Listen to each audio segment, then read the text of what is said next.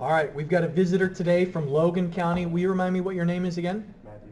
Matthew. So Matthew is thinking about being an engineer here at Marshall, so we're going to try and give him a good show today. I mean, you know, using Excel, how could it get any better than that? He's going to go to environmental engineering after this, so he'll get an instructor with some personality. Dr. Yoon, he's funny. I've sat in on a couple of his classes.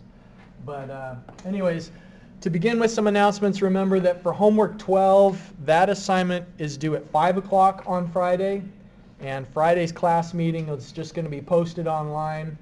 And then the real deadline you've got looming over you is the final project, which is due on Monday, the 18th, before class.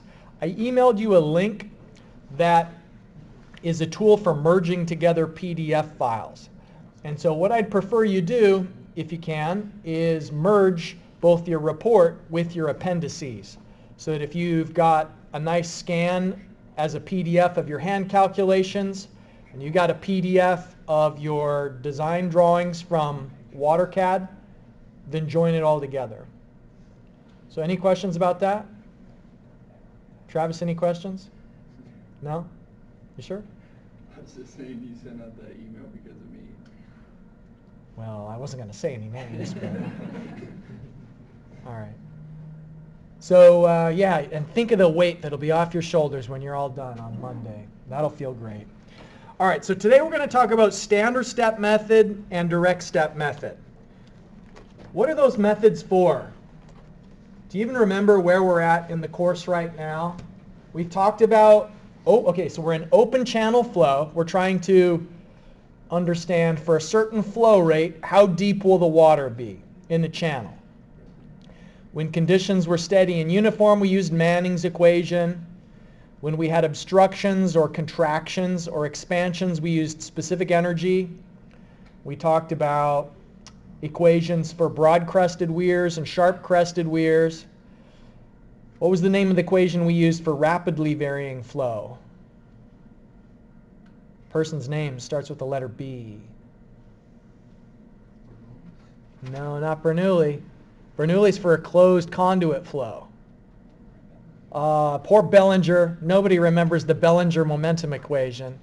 We just call it the hydraulic jump equation. No, but it's Bellinger's momentum equation for hydraulic jumps. So we talked about rapidly varying flow, gradually varying flow. So what we're talking about, last time, remember, we looked at a bunch of water surface profile calculations, M1 profile, S3 profile. So these are going to be the equations we can use to predict what is the new depth when we have a measured depth somewhere and we're trying to extrapolate upstream or downstream. So just to review what we looked at previously, we have non-uniform flow. And we know the depth at one location, and we want to predict what is the depth at another spot. So let's just say that this is subcritical flow on a mild slope, and we know the depth at 2.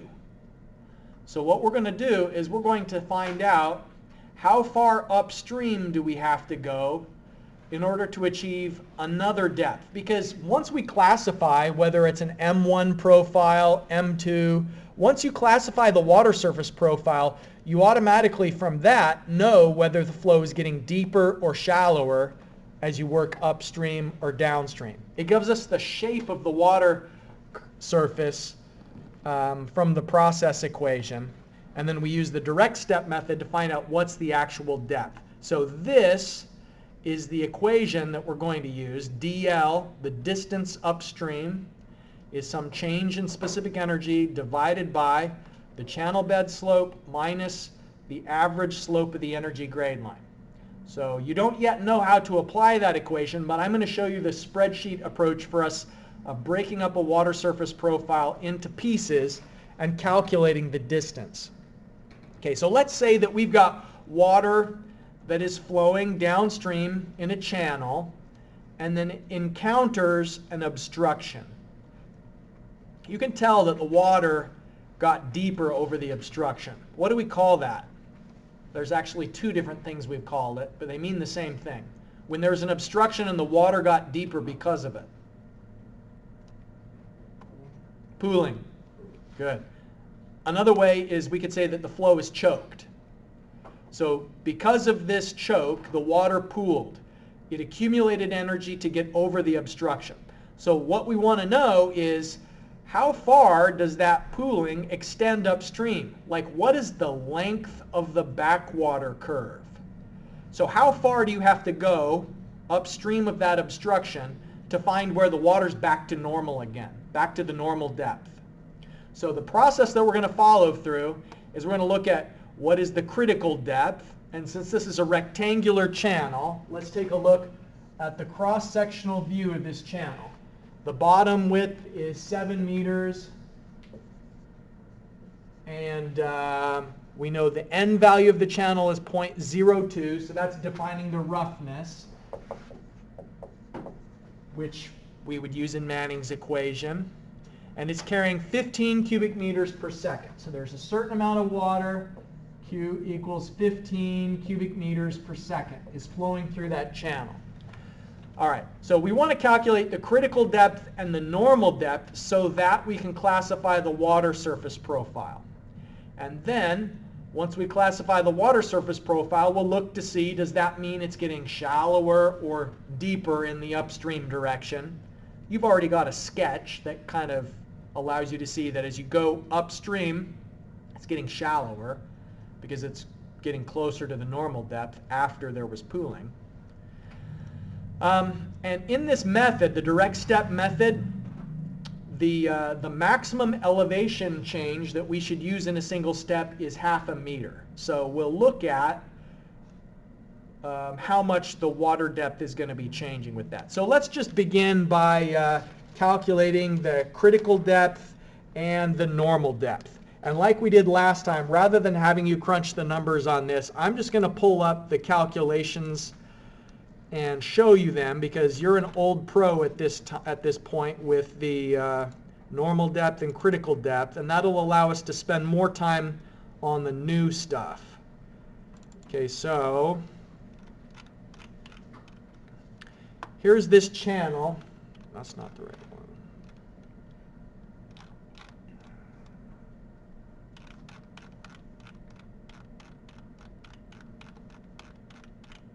Okay. So here's our channel that is carrying 15 cubic meters per second.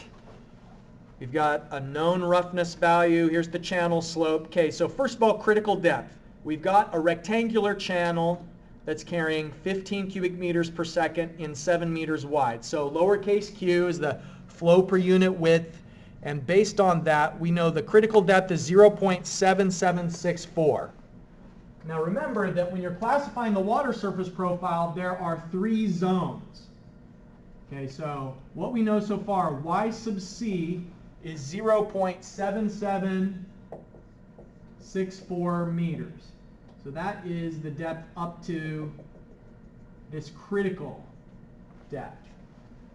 Okay, now Manning's equation is what we'll use to calculate the normal depth.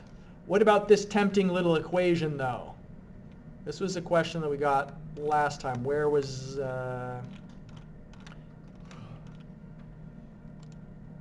Can we use this formula? No. Okay, good. Why not?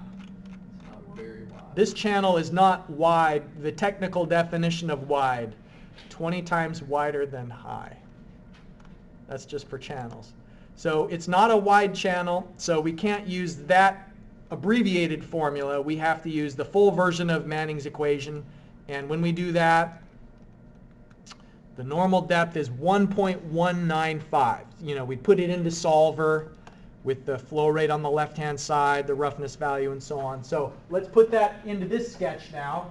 The normal depth, so y sub n is 1.195 meters. Okay, so if the normal depth is greater than the critical depth, that tells us we have a mild slope. A mild slope just means that you are going to have subcritical flow under normal conditions. In other words, this channel cannot support supercritical flow. Okay, now at the location that we're interested in, upstream of this broad-crested weir, The given flow depth is 3.8 meters. So the actual flow depth is above both of these. So here's our water depth, although this isn't to scale, just based on the space that I've written here. We have zone 1, zone 2, and zone 3. So it was an M because of the mild slope and the fact that the water is above both of those lines. The actual water depth of 3.8 meters means it's in zone 1. So this is an M1 profile. And let's refresh what we know about M1 profiles. It has a positive dy dx. So that means it gets deeper in the direction of flow or less deep as you move upstream. So that is consistent with this sketch that we've got for the example. The sketch shows us that it was deepest just upstream of the obstruction. And then it's getting shallower and shallower as we move upstream. Okay, so we've calculated critical depth, normal depth, water surface profile is M1. How many segments should be used? Now this part we determine by using the 0.5 meter limit and the total change in the water surface elevation. So it's at 3.8. So the y by the broad-crested weir is 3.8 meters. And it's going to the normal depth of 1.195 meters. And so the 0.5 meter steps means that we have a difference of 3.8 minus 1.195. That's the elevation difference. And we can do it in steps of 0.5. I'm just curious, what is the total water elevation change? I'm going to do that on my calculator here. 3.8 minus 1.195. So that's 2.605 meters. And we're saying it should be in 0.5 meter steps. So if I divide that by 0.5, it says we should have 5.21 steps. The number of steps is related to that issue that I talked about on Monday of trying to approximate this curve with a line. Like you can see, it's more obvious when I don't have these up. You can tell that this is a curve, right? So this is a curve, and we can't go from a single step between here and where it's normal and approximate a curve with a line. But if we break up that curve into segments, then each one of these is closer to being a line than if we did it in a single step. So what we're doing right now by figuring out how many steps there should be is just kind of a rule of thumb that ensures we're not approximating a curve with a line beyond some extreme. So since it says we should use 5.21 steps, we're actually going to use 6. We always round up. So I'm going to say use 6 steps. Any questions so far? What made you decide 0.5 meter steps? There's nothing magical about 0.5. Okay. Yeah. I didn't know if you had like a reason. Step increments. The smaller the increments, the more accurate your curve is going to be. I guess it's maybe a balance of precision and numerical complexity. Yeah. So each one of the increments is going to be a little bit less here than 0.5 meters since we're using more than 6 steps. So let's open up Excel. This is the one that we don't need a template file for. We'll just be setting this up on our own from scratch. Let me paste in a couple of the formulas that we're going to be using though. We're going to use this formula for the segment length and this formula for the slope of the energy grade line. And I want to just have those pasted so that they're visible as we set up other things. Okay, so our channel is B, the bottom width of the channel in meters, is 7. The flow rate in cubic meters per second that we're carrying through this channel is 15.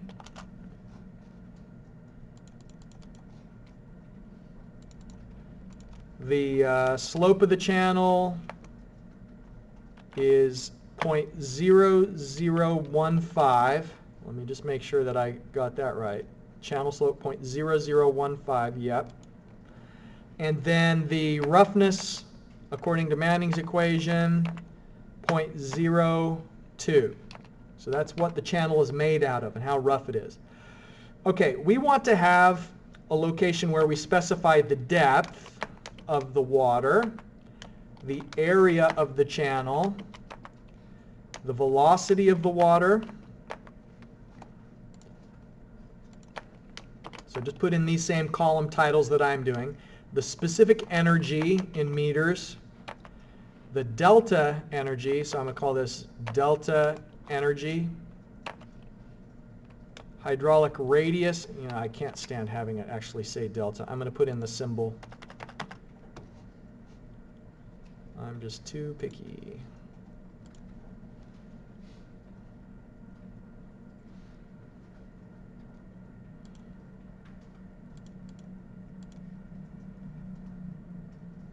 There we go. Oh, that's so much better.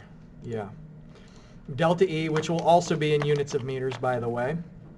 Hydraulic radius in meters, slope of the energy grade line, average slope of the energy grade line, meaning between the upstream and the downstream segment. We'll have a column where we have S naught minus the average of the slope of the energy grade line. And then finally, the segment length dl in meters. Okay, so let me give you a moment to put in those same column headers.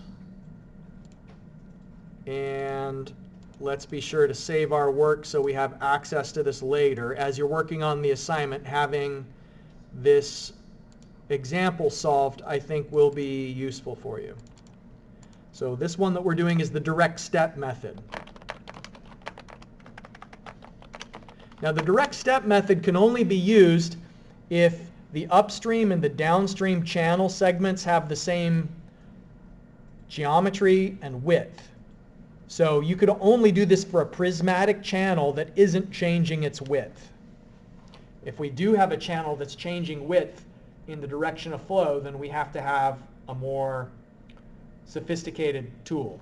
So this isn't our biggest gun, but it's a pretty good one. Direct step method example. Okay, so any questions so far on how we're setting up this spreadsheet? So what we're going to do is we're going to start at the location where we know the water depth is 3.8. That's this one, just immediately upstream of the obstruction. So I'm going to say this is where it is 3.800. That's the depth. Okay, and we're going to go all the way to 1.195. So the question is, I got to calculate, if we're using 6 steps, how much each of the steps is. So 2.605 divided by 6.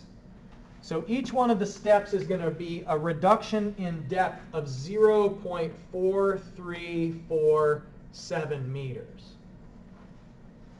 Okay, so I want to find some parameters where we've got this depth. Now the next one is the previous one minus 0.4347. Okay, so we're going to calculate some properties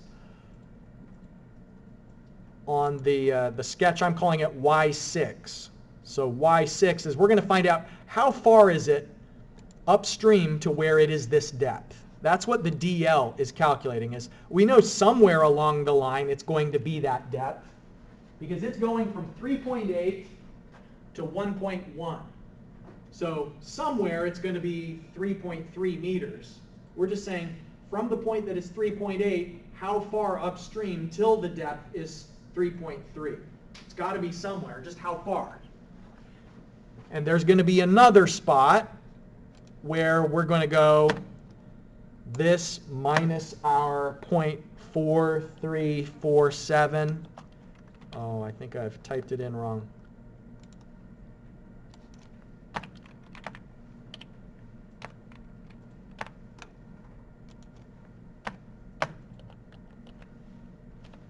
Okay, and then another one. We're just going to repeat this, 0.4347. I should have calculated it on the spreadsheet so I didn't have to manually key it in. Minus 0.4347.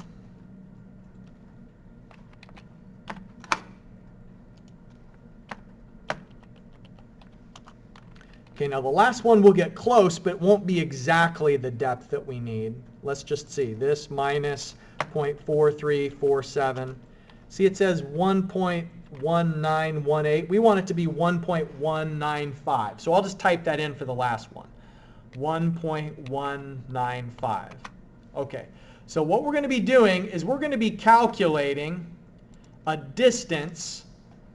How far is it upstream from the location where the depth is 3.8 until you get to the spot where it's 3.365.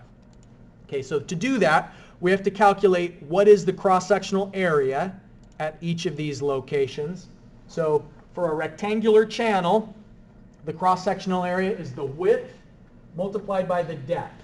So it's going to be 7 meters multiplied by the depth. So area is the width multiplied by the depth for each one of them, and we don't have to type that over and over again. We, of course, can anchor the location to the width and then drag the cell downward so it automatically calculates at each of these locations.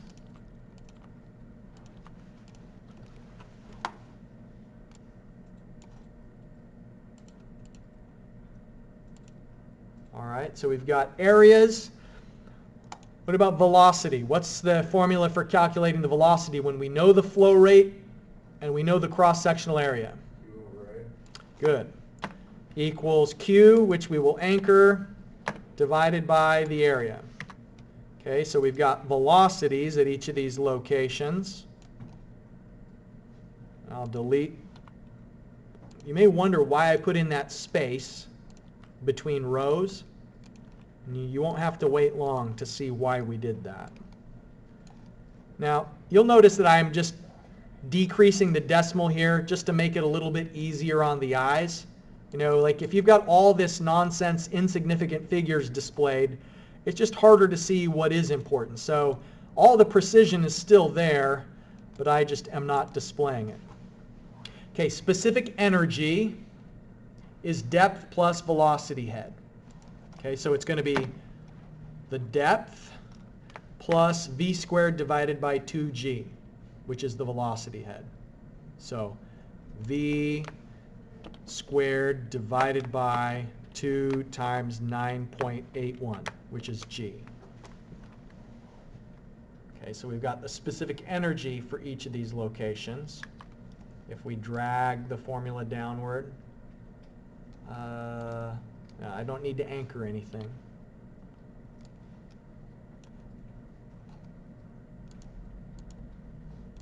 I am going to delete these ones.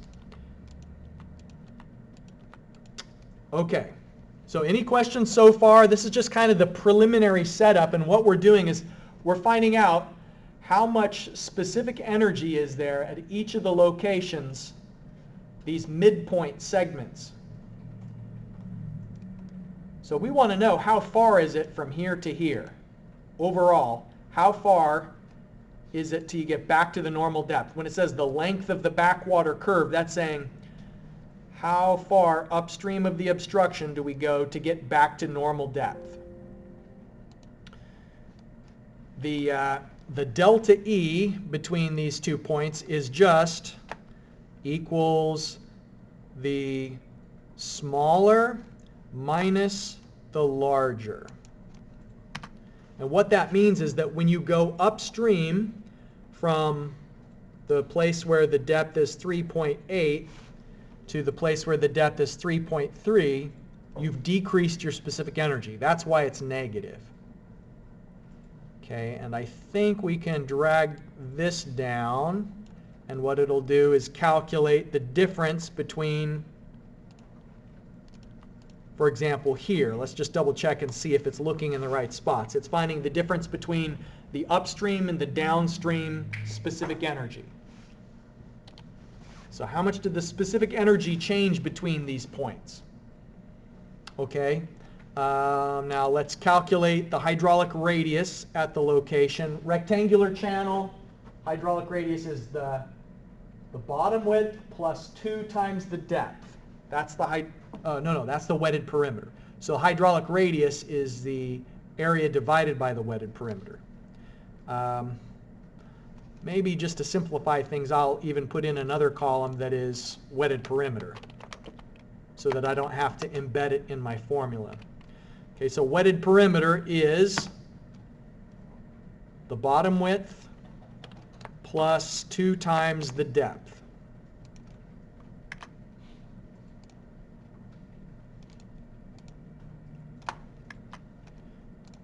Strange. I can't see it. Oh, okay. You know the little green box it usually gives you? I wasn't seeing it. Okay, so we got the wetted perimeter, and now we can do the hydraulic radius, because the hydraulic radius is just area divided by the wetted perimeter. Okay, so area divided by the wetted perimeter gives us the hydraulic radius.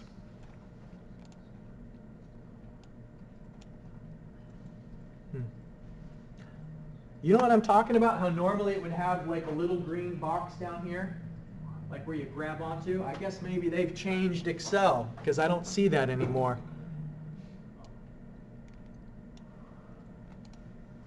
Okay.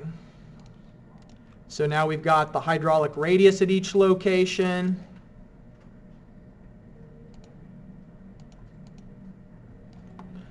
Okay, slope of the energy grade line. We're going to use this formula for the slope of the energy grade line. Okay, so the slope of the energy grade line is the Manning's N. We do need to anchor that reference because we're going to be dragging the formula down, multiplied by the flow rate, and anchor that reference as well. And then we'll divide by the area times the hydraulic radius to the power of 2/3, which is 0.66667. And then all of that is squared. So we've just rearranged Manning's equation to solve for the slope of the energy grade line, S sub F. And we want to say, you know, at this location where the depth is 3.8 meters, what is the slope of the energy grade line? Okay, so we know the slope of the energy grade line at this spot, and we want to know it also at all of the others as well.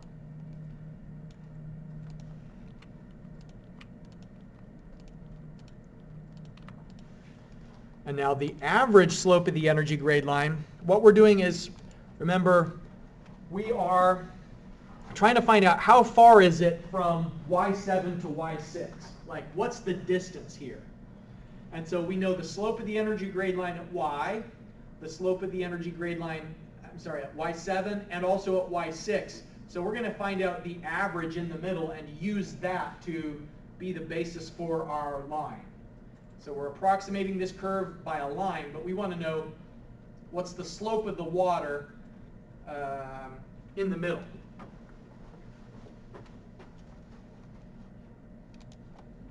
So average is just going to be this plus that divided by 2. Or you could use the average formula equals AVG and have this and that. I think that would give us the same result. Maybe. Oh yeah, average. All right. Oh look, that little thing is back. The green handle. Okay, so we've got this average slope of the energy grade line for each segment. So this is a location. These rows are locations. And then the row that's in between is referring to a segment. It is referring to in between those two locations. That's why we put this extra gap in the spreadsheet.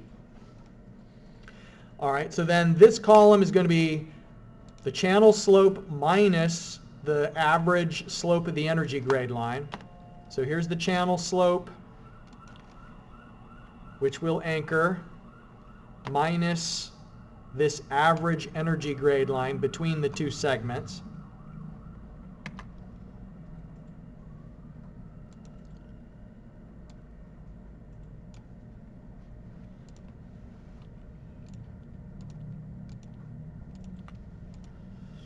We're getting awfully close. There's just one more column left. We'll calculate the segment length with this formula. So the length of the segment is the delta E divided by this, which is the difference between the channel slope and the average energy grade line slope.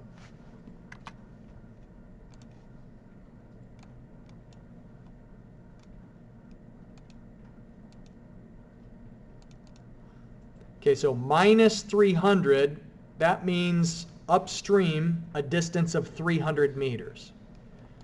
So it is 300 meters to go from the depth of 3.8 to where the location, to where the depth is, what was our other one, 3.3 something.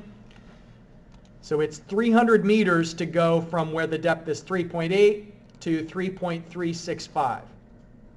And if we continue this trend downward, we can calculate for each of these intermediate distances between the locations. Remember, these rows refer to a specific location. These refer to what's in between. So you got to go a certain distance upstream, and then the total distance between the obstruction and normal depth, you just add everything up. So using the sum function. So it's about 23 meters is the total length of the backwater curve. All right, let me pause the recording for a minute and take a moment to circulate around the room in case there's any questions or in case you ran into issues and need some help getting that sorted out. Okay, so there's nothing magical about these specific depths. So let me just write this here, 2430 upstream is the length of the backwater curve. That means we have to go basically 2.4 kilometers upstream to get back to where the depth is normal. That obstruction is causing pooling over a pretty long distance. But we'd get about that same thing if we'd done here like 3.4, 2.9, oh, it's changing everything. Okay, so 3.4, 2.9, 2.5, okay, so 3.4, 2.9, 2.5, 2, 1.5, and then we want it to be this exact number. It's still 2446, so like the precise like segment step heights that you use isn't going to change the answer too dramatically. And you'd get a more accurate estimate if you did from 3.8 to 3.7 and then from 3.7 to 3.6. You'd have to put in more rows, but you'd get an even more precise number by having the smaller step heights. But there's a limit to that. So that's the method of the direct step approach. Any questions about that technique? Of course, remember that if you have a wide channel, then Manning's equation becomes easier to calculate. And so the slope of the energy grade line is different for a wide channel. So if you have a wide channel, here's the formula for the slope of the energy grade line. So just to review, we want to know the overall length of the backwater curve, and we divide it up into segments that each have a maximum elevation difference of 1/2 meter, and then calculate the change in specific energy and the average slope of the energy grade line, and then from that we can estimate the segment lengths and add together all of the individual segments to find the total backwater curve length. But the problem with the direct step method is that you can only apply it to a channel that is prismatic and that the channel isn't changing its geometry in the direction of flow. And so the standard step method can be used regardless of the cross-section shape. But it has some new terminology. So, the little siren here, the number 1 and the number 2, in most of the previous cases, we've been using that to refer to upstream and downstream. But in the standard step method, number 1 doesn't mean upstream or downstream. It means the location where you know the depth, and then 2 is the location where you don't know the depth. So I just wanted to give you that warning that when we go through the standard step method, the variable definitions are a little bit adjusted. So you can use the standard step method even if you have a changing cross-section. So the example we just worked, it was a 7-meter channel, both upstream and downstream. But what if you had a channel that's getting narrower as you flow downstream, or it's getting wider, or is transitioning from rectangular to trapezoidal, or any other shape transition, which is usually the case for a natural channel. So in a case like that, you have to use the standard step method. And if you've got subcritical flow, like is pictured here, then what you would do is your known depth is downstream, and you'd work upstream towards the unknown if you've got subcritical flow. So what this is showing here is location 1 is the downstream location because that's where we know the depth. We've measured the depth, and we're trying to work upstream generally towards where the normal depth would be if you've got subcritical flow and an M1 backwater. If you've got supercritical flow, then the known section would be upstream, and so you'd reverse location 1 and location 2. That's shown on this diagram. There's a couple of other new variables.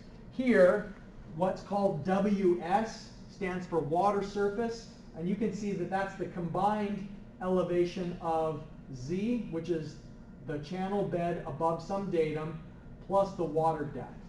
So WS is just the combination of Z and Y. And so the energy at a given location would be the water surface and the velocity head, and then in the downstream location there's also a head loss. So here this downstream location has the head loss. This is subcritical flow, so 1 is the downstream location. So this is a total energy balance rather than just a specific energy balance, because specific energy balance was just relative to the bottom of the channel, but here for a total energy balance we're including the some horizontal datum as the basis for measuring our energy. So the way that we're going to apply this method is we have to predict what the new upstream depth is with a guess.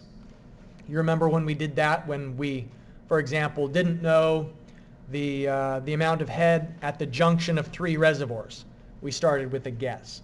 Or if we don't know the F value, and we have to determine the F value in a pipe by knowing what's the Reynolds number, but we don't know the Reynolds number until we know the F value. So we kind of cut through that conundrum with a guess.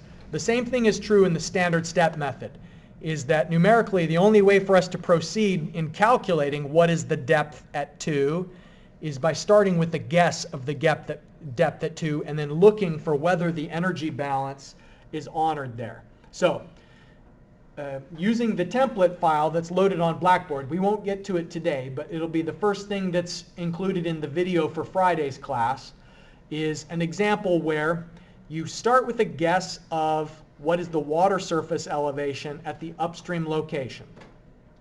And like, how do you have an educated guess? Well, you can know in part by the water surface profile classification if it's going to be deeper or shallower upstream.